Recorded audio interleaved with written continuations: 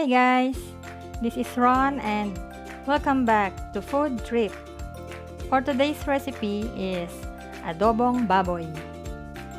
Paano nga ba magluto ng adobong baboy?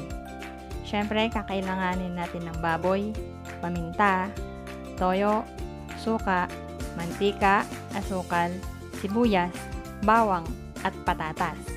Ang daming sangkap, no? Kasing dami ng mga ipinagpalit niya sa'yo.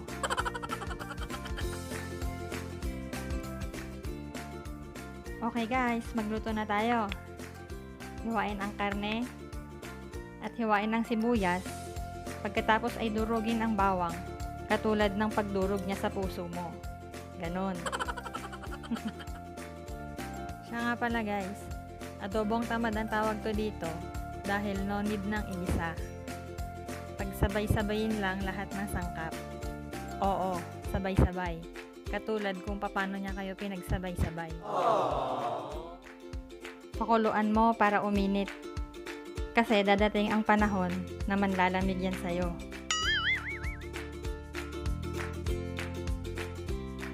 Haluin lang natin ng konti at syempre, bantayan mo ang adobo. Baka mamaya agawin pa yan sa'yo.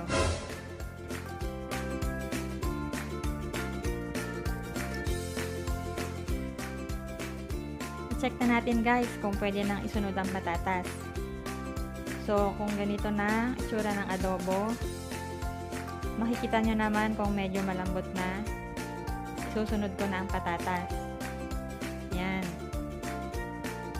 Huli kong ilalagay ang patatas kasi mas mabilis naman tong lumambot kaysa yung karne.